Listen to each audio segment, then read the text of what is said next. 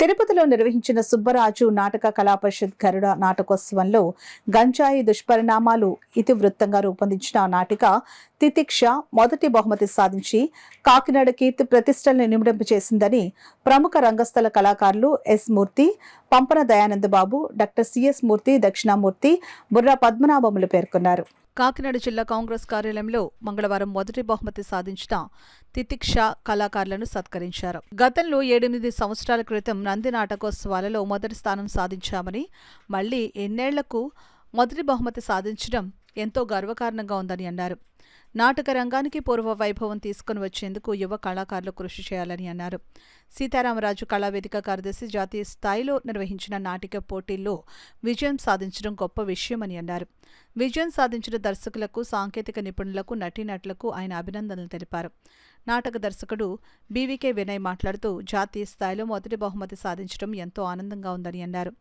ఉత్తమ ప్రదర్శనతో పాటు ఉత్తమ సంగీతం, దర్శకత్వం, రంగాలంకరణ, ఉత్తమ సెట్టు, ఉత్తమ మేకప్ అవార్డులను కూడా తమ నాటిక గెలుచుకోవడం ఎంతో ఆనందంగా ఉందని అన్నారు. నేడు గంజాయి కారణంగా ఎన్నో కుటుంబాలు రోడ్డు పాలవుతున్నాయని, గంజాయితో చితికిపోతున్న కుటుంబ కథా నేపథ్యంలో సాగిన నాటిక పరిషత్ సభ్యులకు ఎంతగానో నచ్చింది అని అన్నారు.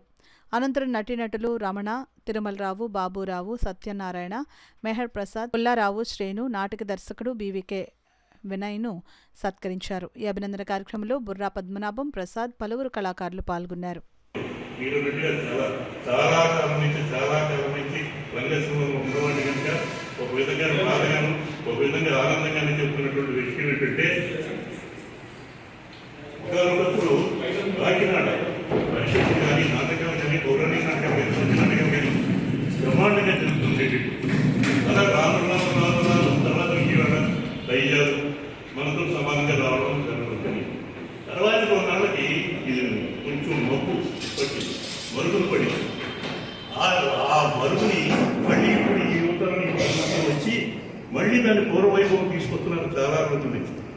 అయితే ఒక్క విషయం ఏంటంటే, నాటకం ప్రయత్నించడానికి కావాల్సింది కృషి, సాధన. ఆ సాధనే టీచింగ్ చేస్తుంది. మీరు ప్రతి ఒక్కరూ నటులు, దర్శకులు కనుక ఇది ఎందుకు వచ్చింది, మామూలుగా వచ్చేసిందా? ఆయన రాసి దర్శకత్వం వహించి ఆయన సెట్ ఆయన వాయించేసి వచ్చేసిందా? కాదు కదా. ఇది ప్రతి ఒక్కరిలోనూ, ప్రతి ఇంట్లోనూ ఉండాలి. ఆ డెడికేషన్ ఉండాలి. ఇంకొకటి, ఆ డెడికేషన్ లేకుండా నేను రంగస్థలం ఎందుకండి రిహార్సల్ లేకుండా నాటకం చేస్తానంటే మా గురువులు ఏం చెప్పారంటే ద్రోహం రంగస్థలం లేదు. చాలా సమస్యలు ఉన్నాయి. ఒక రచయిత ఒక సబ్జెక్ట్ను, ఒక నాటికని, ఒక కథావస్తువును తయారు చేసి సమాజానికి అందివ్వాలంటే పురుటి నొప్పులు పడవలసిన పరిస్థితి రచయిత. ఎన్ని బాధలు పడితే ఆ యొక్క మేలిమి బంగారం తయారవుతుందో నాటక రచనకి. తర్వాత కృషి చేసినటువంటి కళాకారులు కృషి చేస్తే అవ్వలేదండి. సాంకేతిక నిపుణులు, ఒక మ్యూజిక్, ఒక సంగీతం, ఒక మేకప్, ఒక లైటింగ్, ఇలాగ మొత్తం వీళ్ళందరూ సహకరించారు కాబట్టి ఈ రోజున మన కాకినాడ నగరానికి చాలా విశిష్టమైనటువంటి వెంకటేశ్వర స్వామి సన్నిధానం నుంచి వచ్చినటువంటి ఈ యొక్క అద్భుతమైనటువంటి ఉత్తమ ప్రదర్శన అనేది కాకినాడ కళాకారులు. టీమ్స్ చాలా ఉన్నాయి, టీమ్స్ పక్కన పెట్టండి. కళాకారులు అందరూ కూడా మనస్ఫూర్తిగా అభినందించవలసినటువంటి ఆ టీం అందరినీ కూడా, కళాకారులందరూ కూడా అభినందించాలి. ఇంకేదంటే చాలా గత 5-6 సంవత్సరాల లోపల మన కాకినాడకి ఇటువంటి అచీవ్మెంట్ లేదు. రచయితలు వస్తున్నారు, ఏదో రాసేస్తున్నారు, అన్నీ కూడా అట్లనే 1-2-3 ప్రదర్శనలకే పరిమితం అవుతున్నాయి, ఫెయిల్ అయిపోతున్నాయి. ఎంత కష్టపడాలి ఈ రోజున నాటకం తయారు చేయాలంటే?